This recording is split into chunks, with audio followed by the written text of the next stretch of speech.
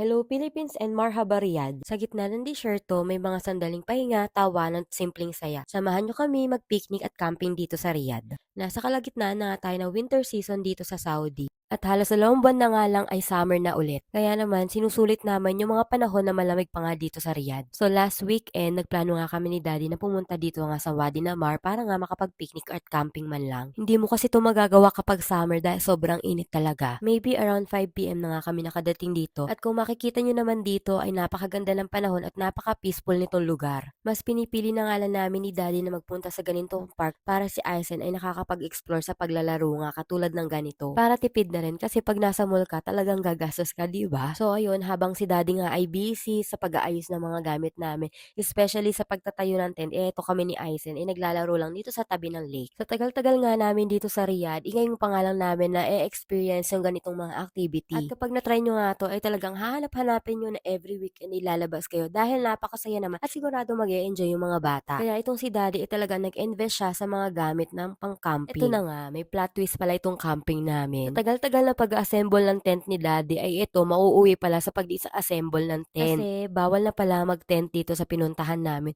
Pero last time or last year, nakapag-tent pa rin kami dito. Kaya naman, itong camping namin turns into picnic na lang. Instead na planning kami dito matulog, ay ito nga mga bandang alas 12 ay uuwi na nga rin kami. Sa totoo lang, wala talaga kaming balak tanggalin yung tent. Kaya lang nakailang punta na nga yung guard na pinapatanggal na nga sa amin yung tent. Doon kasi sa kabilang side ay talagang tinigilan na sila ng security hanggat hindi nila tinatanggal yung tent nila. Kaya ito, buti na lang natanggal na nga ni Daddy agad dahil baka mamaya kami naman yung pinuntahan ng security na. Yung anak ko naging mukhang mataba that time kasi nga ilang patong ba naman ng jacket dahil nasa below 10 degree nga yung temperature that time. Kain tayo. So yun, hindi ko na pala napakita sa inyo yung mga pagkain namin dala. Konti lang naman yung dala namin pagkain. So katulad ng Shanghai, hotdog, chicken barbecue, and then ibang mga chichirya. And inumin na nga rin. So lahat ng pagkain is mabibilis lang talagang lutuin. So nung una, habang si Daddy busy sa tent, ay ako'y nagluluto ng Shanghai at hotdog. So yung nakikita nyo dito is pangalawang kain ko na. So bago yan umuwi, sakto kasi kakaihaw lang yan. Kaya mainit pa. So masarap kainin pag ganyan.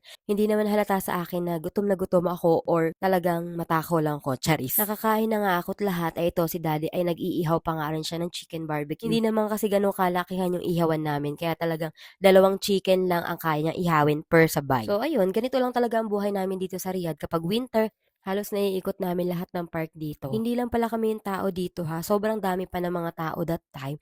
Pero unti-unti na nga nag-aalisan dahil sobrang lamig. Hindi naman nakakatakot magstay dito ng overnight dahil may security rin. And yung mga CR is malinis naman dahil may naglilinis nga naman. So sa mga oras na to, nag-iisip na nga kami kung uuwi na rin kami dahil halos wala na rin tao at naghahanap pa kami ng lugar na pwede namin pagtambayan that time. So ganito pala yung view sa paggabi. So yan yung bridge na isa yan sa nagpapaganda dito. So, ayun nga, sabi ko nga sa inyo, nag-uuwian na nga yung mga tao dahil sobrang lamig na nga that time.